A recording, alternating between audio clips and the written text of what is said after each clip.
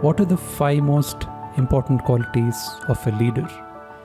If that's something that interests you, then this podcast is the right place to be in, because here I'll be talking about the top 5 qualities you will see in any great leader. And if you want to become a great leader yourself, you should definitely consider having these qualities. Welcome to Enriching Beliefs. I'm Karthik Sundararaman. Thank you so much for tuning into this podcast. Leadership is something which is close to my heart, and in my podcast I'll be talking on the topics of leadership, personal development, entrepreneurship, and how to have great mindset. Having said that, let's jump straight into this topic. The first quality you need to have to be a great leader is the quality of courage. Let's accept this. It's not easy to say no in this world. Many people struggle to say no, mainly because one of the reasons can be that they really do not have that courage to say no. Having worked in corporate for more than 13 years, what I have seen is people who have their teams, who have subordinates, they feel it really easy to say no when someone who reports to them asks for something, and they really feel comfortable saying no to them. But when the same thing happens with people whom they report to, they really struggle a lot. Well, now let's understand why you are even considered for this leadership role. The reason why you are working in this position is because you are expected to solve certain problems, right? And when you do not have the courage to say no, essentially what it means is that you are just taking instructions from your higher ups and just trying to execute it. You're more of an executioner rather than being an innovator, or you're not using your creative part of the brain and solving problems. So that's the first thing you need to develop if you want to become a great leader, the quality of courage. And given the kind of competition that we have, or you as an organization have every day, there are so many new threats coming in. It can be so powerful that it can get you out of your business, and internal challenges, external factors, so many things, and you have to show that courage to deal with all these things. Okay, that's the first thing. So let's go to the second quality you need to have. It's the quality of or the ability to influence others positively. Okay, so now how can you develop this ability to influence someone else? Essentially what we are talking about is the ability to sell your own ideas. And even Earl Nightingale in his talk talks about sales, or the ability to sell, being the top paying quality for anyone in this world. It need not be a physical product that you have to go door to door and sell it. It can be anything. Like I said, it can even be just an idea, or you can even think of selling yourself in an interview for a position that's open that you're interested in. And that's a very important factor if you want to influence people.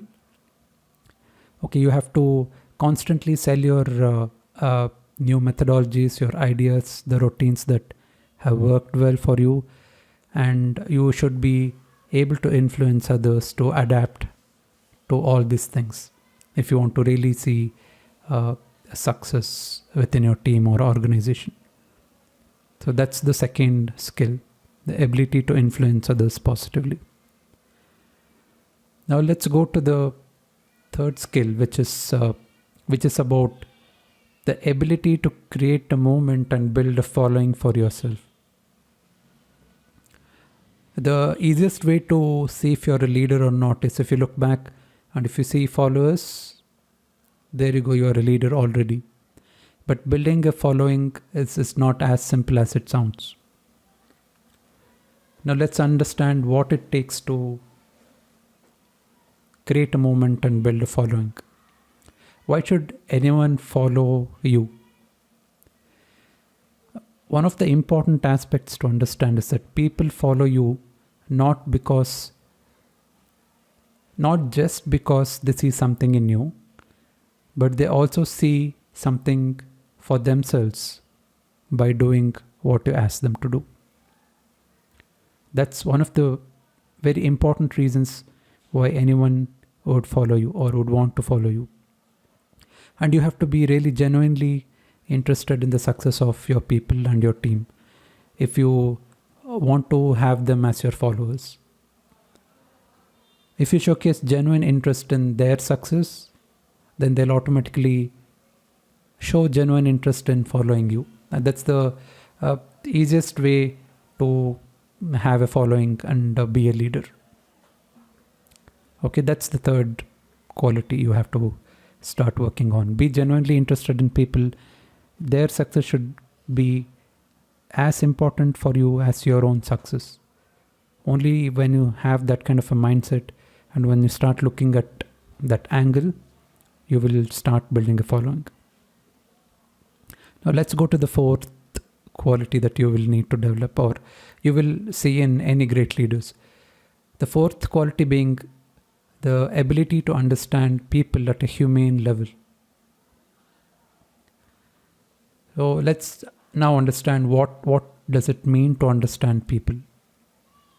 So is it, you can just evaluate this for yourself or whoever you think is a great leader. So do they spend time only asking you to do certain activities, do certain tasks, or do they genuinely spend time to understand people, to know what the interests are, to know the goals and aspirations of their team members who they work with? And that's a real good quality of a great leader.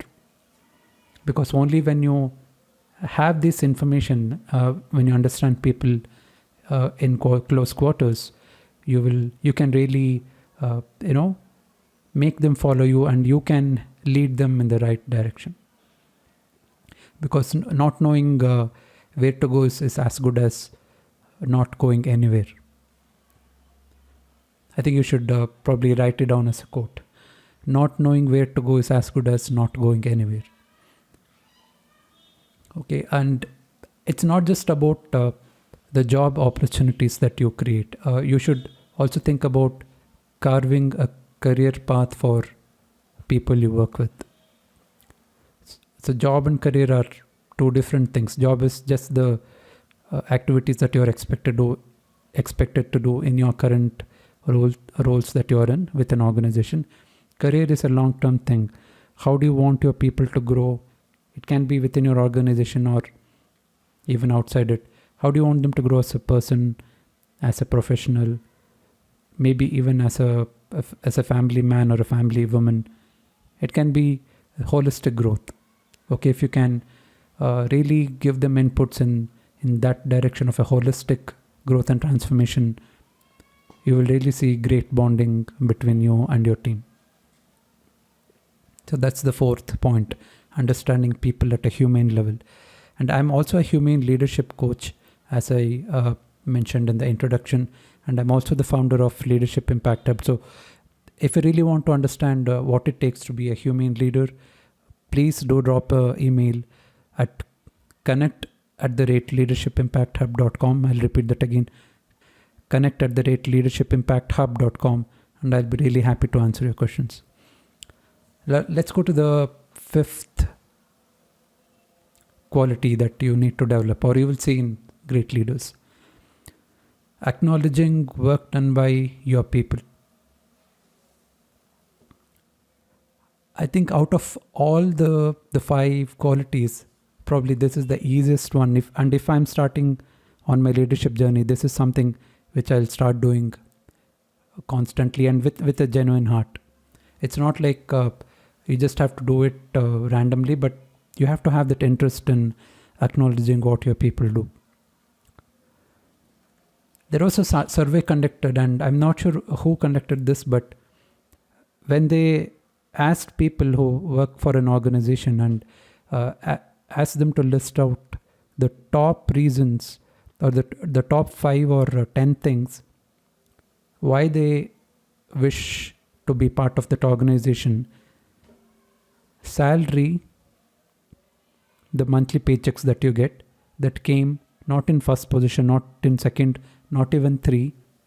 It was at 8th position. Okay, so people not necessarily come only for salary, that because they know anywhere they work, they will definitely get the salary. But the top thing that people look for when they work for an organization, when they work under a leader, is recognition. People want to be acknowledged for who they are, what they do, and the contributions they do. Because let's understand this, even if it is 8 hours of work that someone puts in, into an organization, that's 1/3 of a day, right? More than 1/3 of a day people spend with you, and I think it's our duty as leaders, as people who are there to take care of them, to acknowledge what they do for us. So that's the 5th quality: acknowledge work done by your people. And the easiest thing to do, as I said. So there you go. Those are the 5 qualities you need to develop if you want to become a great leader. First one being courage. Second one being ability to influence others positively. Third one being creating a moment and building a following. Fourth one, understanding people at a humane level. And fifth one, acknowledging work done by your people. And that also brings us to the end of this podcast. Thank you very much again for tuning in. It's an amazing way to connect with you over podcast. It's a different way I'm trying to spread the message and also help people learn about leadership, personality development, getting a great mindset, and also on the topics of entrepreneurship. If you like this podcast, do drop me a rating in whichever podcast you're listening, especially if you're on the Apple podcast, or write a review if that's a possibility. And do connect with me at connect@leadershipimpacthub.com. Do drop me a mail and I would be very happy to responding to those things. Thank you very much. Have a great life ahead and a great future. And I look forward to connecting with you in the next podcast. Thank you very much.